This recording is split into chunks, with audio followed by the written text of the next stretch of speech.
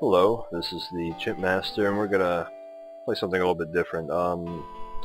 Maybe wondering what happened to Laggy Fantasy Tactics, and don't worry, that's not done or anything. It's just I lost about hour and a half of footage. File was corrupted, and I'm not too pleased by that. Not pleased whatsoever. So, pardon me, something that went down the wrong tube. I'm gonna record this game. This is in post commentary because I didn't want to deal with anything, so I know it's about to happen beforehand. That's not going to improve the commentary at all, though. I just decided to. I never played this game before. I heard about it. It looked interesting, so I decided, hey, why not? We'll go with this, you know. And it plays a lot like an updated version of The Adventure of Link. My biggest complaint with it, though, is that you'll see me press down a lot of times just by complete accident, and pardon me.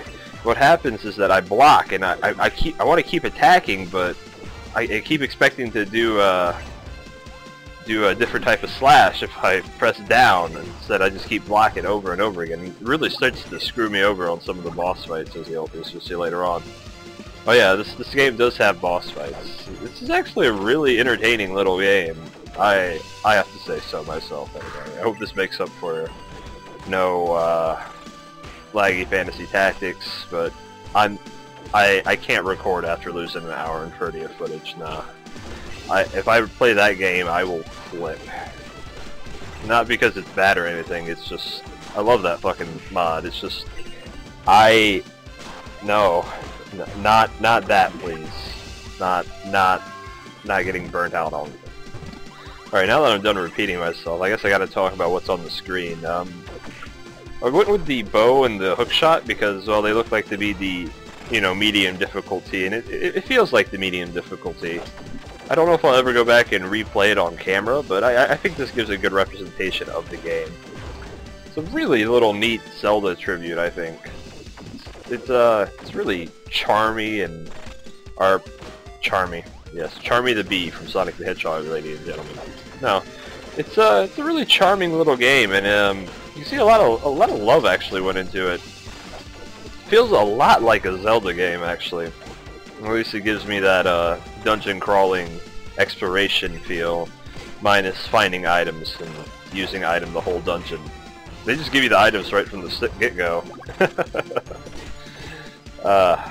Anyway. If anyone's ever played this before, you're probably cringing, because I will admit, I did not play this very well. These guys right here, they are annoying. I missed something. I know I must have missed something with them, but the best way I just found to deal with them is just to let them hit you and just turn around and knock the shit out of them, but I know that's not the optimal way. Far from it, I'm sure. It's just me being bad at video games. Nothing new in that regard, you know. Ah, you can see even the music sounds pretty Zelda-y. We get further into it, you'll see why. No Ganon though, but I think the selection of bosses in this is actually really good. If you're wondering what I'm doing here, it's just I was looking for that torch off the side of the screen to the right, because I wanted to light the one in the middle, because it looked like there would obviously be a treasure chest there. It's kind of get painful for me to watch myself. No, use your bow. Come on, chimp. Come on. But anyway, yeah, this is blind.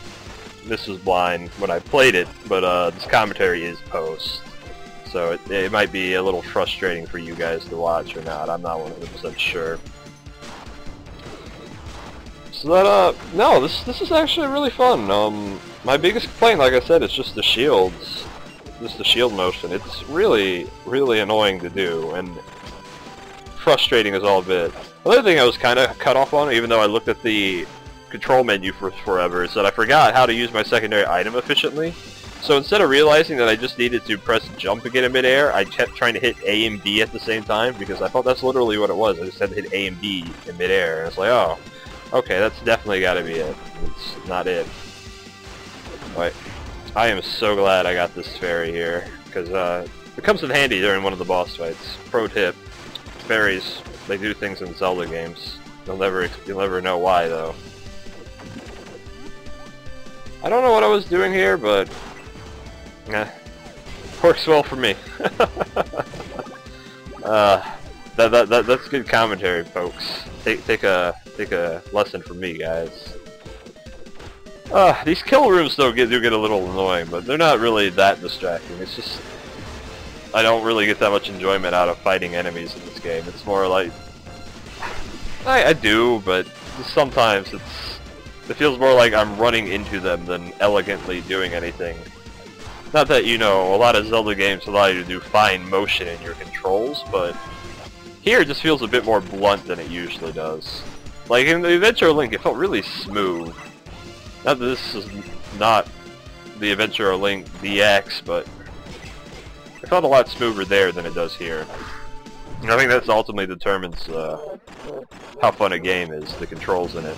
Anyway, this is our first boss. Pro tip, he's a bad guy.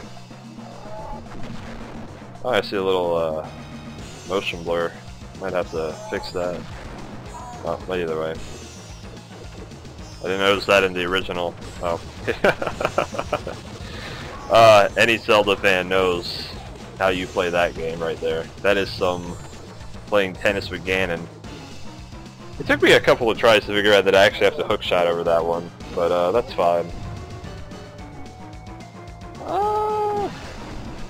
I really have to say, one thing I really do like about this game is the animation style. It looks really, really neat, just as a whole.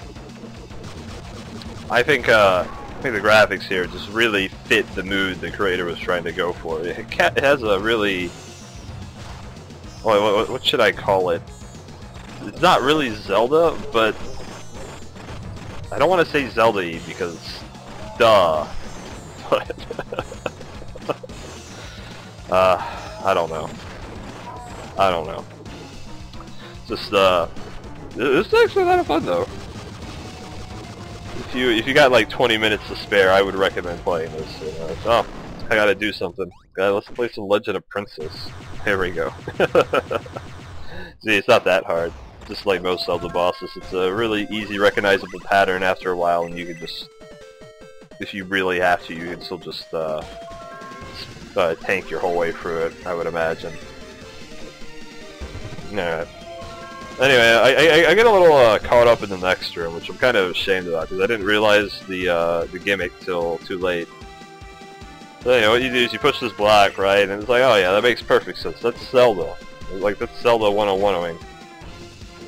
And it turns out this gimmick goes on for a lot longer than I thought it was. At first I thought I had to hit these two crystals here, and you're like, oh, you gotta hit these crystals. It's not the case. It's, no, you just gotta keep pushing that block. So I'm gonna fumble around in this room for a couple of minutes before I figure that one out. Well, I should say it's a couple of minutes, but it's visible for how long I'm in here. But I'm like, oh, no, there. What's this thing? Oh, I need the block. Yeah. So I start making my way up, and I said I start making my way up. Come on, bro. Alright, yeah, there we go. Alright. So I make my way up, and you're gonna know something. I really like what they did with the gimmick for this room, because normally you think it'd be really boring, but it actually, you push this, and bam! Wall mastered. Or floor mastered. Probably wall master. This little prick follows you around trying to get the block back up, and you're like, oh, well, better not let him get the block. And it's like, duh. But it's actually been a little bit more difficult than you think it is, especially when you realize that you need the block a lot longer than you actually do. So I make the stupid mistake of assuming this is the last time I'll need it, and I see that, and I was just like, oh shit. Last second, motherfucker gets it. I wasn't too pleased with myself or the wall master at that moment. But that's just what happens. It's just a gimmick I didn't know. Didn't know that was the end of it. Should have taken a guess about it, but I'm not gonna beat myself up over it. Alright, so anyway, we make our way up to the top again, start pushing it down. This is just some, you already seen this. No need to fast forward it though, because to be honest with you, this does not take any time at all. The thing about this game I think it really does is it captures a Zelda dungeon in like less than 10 or 20, 15 minutes, somewhere around there. And I think that's a really cool thing that it managed to do. Just, I don't know how he did it, but it's Zelda. It really is. And I'm gonna keep saying that because I have a lack of a better word of it. But it really is. And just everything feels kind of Zelda-y too. It's not just like, oh, only this part is Zelda, or this part is Zelda, or, you know, like a lot of other games that try to play like Zelda get. They get some aspects that, no, this one's pretty fucking close. Which, even though it's only like a single dungeon and not that long of a game, it's good effort. Good effort. Fuck this guy right there. Just I think that's supposed to be the armmost, but fuck if I know how to do that one efficiently. Uh-oh, I wonder who the sub-boss for this one is. Ho ho ho ho ho! Yeah, this took me a little bit. I was like, oh, it's just fucking Dark Link from Ocarina of Time. Easy way to beat this. Just fucking spam your bow. This one took me a second to figure out, but I thought I could just jump on him. No, it just turns out he's invincible. But it turns out you just gotta knock his stupid ass into the, yeah, there we go. And I do it a little too late, and then I get hit, and it's just like this train wreck. And then that happens. That arrow was past me, bro. But thankfully the rest of this fight, pretty easy. No, jumping higher like that does not make you do any more damage. It's what I wanted to do. Come on, come on. That's that moment I realized you could actually hit him with 2 arrows and do the same thing, but I thought downward sword thrust was kind of cooler than double arrow, you know. I don't know, it's just me. I'm weird like that. Thankfully, he actually doesn't... Does he hit me anymore? I think he does. I think he comes up from underneath the water and shoots like 1,000 fucking arrows at one point, and I don't see him. I think that was the last time he hits me? I don't know. I don't know, it doesn't matter too much, but, you know, just a fun little... Like, I like this boss battle. I really do. It's... Sorry, I'm just amused by Dark Link's animation, even though it's just the regular Link. Or Lunk. I don't know what we're gonna call this guy, but, he looks like him enough. I guess we'll just go with Link. Boom, bitches. And the beeping is nowhere near as annoying as, say, in the original Legend of Zelda, where it's... Yeah, yeah. It's not as bad as some other games do it, though. Like, Zelda's never really been a terrible series about that, and I'm glad they do it, too, in all honesty, because 90% of the time, I'm sure a bunch of people would just fucking miss it. Because, it's really subtle sometimes to see how much life you actually have left. So it actually be a really difficult thing to notice if you're not paying direct attention to it at all times. I like this little track right here. Offer has the soundtrack for download on his website. I'm gonna post where you can get this game. It's a free game. Don't worry, you justified moral fags. You can get this game for free without the quote-unquote long arm of the law coming after you. But, you know, it's free, it's fun, the offers the soundtrack, which is pretty fucking neato in my opinion. This boss is just something, yeah. You're about to see it, but this boss actually has a title, like most Zelda bosses do, and it's pretty self-explanatory. So of every Zelda boss ever. I love that animation. I'm a badass. And we have armored monster with crippling weak point, King Gonads. I'm sorry, that amuses me ever so much. So I didn't realize I don't think I dodged that once this whole time. But I don't think I realized you were supposed to actually hit his tongue for a little bit too. I thought you just had to hit the weak point, but no. Nah. It's a combination of oh, I dodged that without hookshotting. Never mind. Right? No, no. No, actually it's a combination of Morphia from Ocarina of Time and also Queen, I know I'm going to pronounce this wrong now that I'm thinking about King Koma. So, first boss and the Water Temple boss, which I guess this is a combination of Water Temple, the Forest Temple, and the Deku Tree, I suppose, in Ocarina of Time, if we're going from that game. Whereas you could really interpret it as a lot of different things. The bosses are all from Ocarina of Time, though, at least in some way. The Wind Waker design for Phantom Ganon, though, is really obviously there. Not that it's not cool or anything. I love Wind Waker's Phantom Ganon design. It's really cool. This is part of like why can't I get past this dude? No, the game refuses to let you go past him like that, and I guess it's just to, you know, force you to try and learn the pattern, but you can't really get punished during this fight. They give you pretty much infinite health because of the bats. You hit the bat, there's a heart, you know, just like right there. You can't die. Not that I think I was close to death at any time during this. No, it's just something. I don't know why they did that.